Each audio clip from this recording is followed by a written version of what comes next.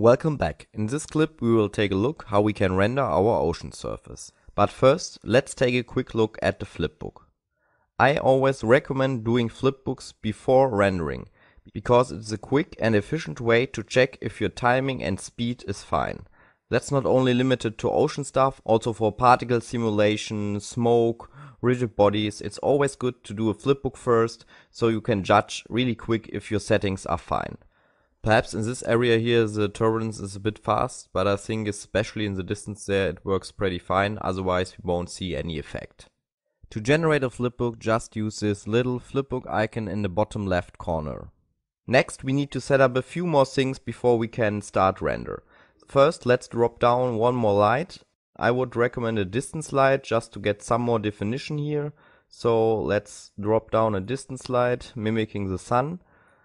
Let's just crank up the icon scale to see it a bit better in which direction our light is pointing. Okay, so roughly match it with the HDR. We will also bring down the intensity a bit. Okay, that looks good. So now we have a bit more definition here on the ocean. And next we need to create our inside volume. Because if you would render our ocean like this, there would be missing an underlying layer to get the proper shading. So just drop down a new geometry node here. We will call it ocean volume. And inside here we need to object merge our render grid, and then we will extrude it down so we have a closed box to which we will apply the volume shader, and this also handles the displacement. So let's just do an object merge here. Okay.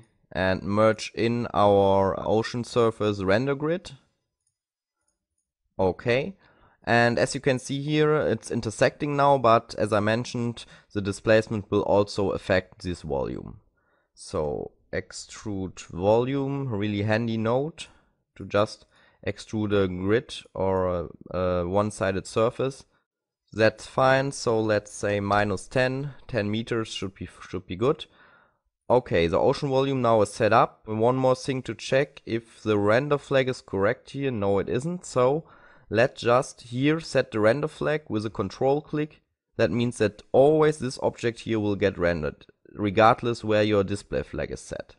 Okay, next step now is to create our shaders. So we need two shaders, one for the ocean surface and one for the ocean volume. If you use the shelf tool up here for the oceans, then you get all this set up automatically, but now we will set it up by hand. It's also really quick. So materials, and let's show our tool palette here, because the materials are already there. We just need to drop them in. It's on the liquids, ocean surface, ocean volume, and we will drop down a metallic shader for our turbines, metal paint. Okay, let's quickly adjust it here. Just a whitish color. Okay, that's fine. Just drop it there. Let's assign it by hand in the viewport. Okay. Go back. Ocean surface. The ocean surface gets this material here. And the volume, as it's called, the ocean volume. Okay. Very nice. Our turbines have the correct material also. But as you know, everything is working with displacement, so first we need to write out our displacement. It's not necessary anymore to write out an image sequence of PIC files or RED files. We just need to write out one BGO file which contains the spectrum data, and this will be evaluated in the shader, like here in this ocean evaluate node. So let's drop down a ROP to write out our displacement. So call it ocean spectrum, and let's change the folder structure here a bit just to keep everything clean and organized. The geo folder is fine I think, but then we want to have a subfolder with a HIP name and also a subfolder with the operator name, and then again $OS, so the file is named correctly. We can get rid of this $F because we just need to write out the spectrum once, not for every frame. Also really handy. Write it out, should be pretty fast. Now if we browse here, you can see that now we have here the ocean spectrum .bgu.sc, just a compressed BGO file. And now we need to apply it in our ocean shader. So we will jump to the material tab, ocean surface. Here are some more parameters which are interesting. So the min and max wave height. Normally they are linked to the ocean spectrum and they just affect how these ramps here gets distributed. So to get a proper shading, we need to make sure that these values are roughly matching. And also interesting is here the displacement bound. This is normally also linked to the ocean spectrum. But important here is, if it's linked to the first ocean spectrum you use, then this doesn't guarantee that this value is correct, because if you use several ocean spectrums and merge them together, then this can affect the maximum displacement bound you need. So for example, if your first spectrum has a wave height of, I don't know, a wave scale of 3 for example, and you put a 3 there, then your second spectrum has a wave height or a scale of 10, then the 3 here wouldn't be enough. But if we start a test rendering, I will show you a quick way how to check if your displacement bound is fine. So for now, just leave it at 2. We will pick our spectrum geometry here. Mask geometry is not necessary at the moment because we don't have a simulated patch here.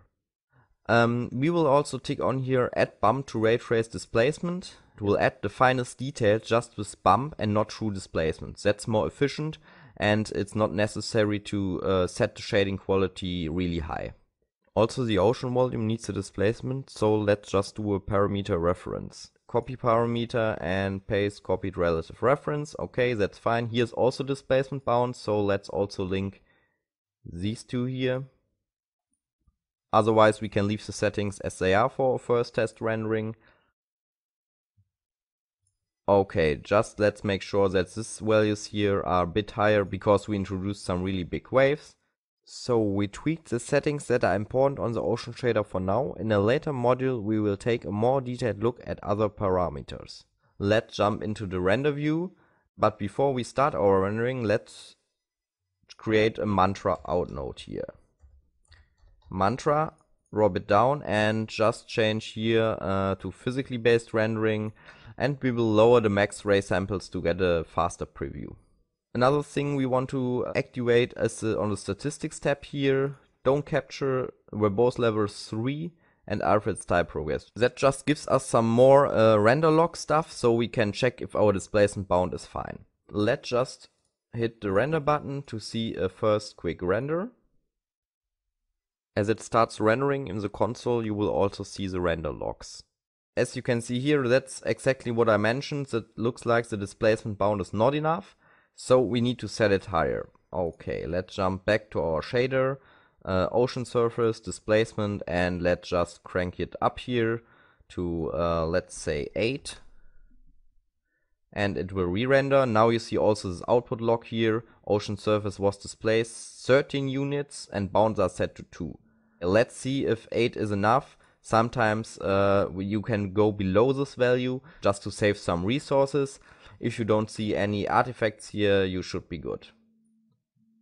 That looks much better. Now also the volume is displayed properly. We see no more artifacts here and the rendering is still fast. Just let's give our metal shader here a bit more intensity so they look a bit more white. Okay, that's it for this clip. I will render a sequence of this overnight to judge all the fine detail in motion, and in the next module we're going to take a look how we can add foam to our ocean surface with the new foam SOP. See you later.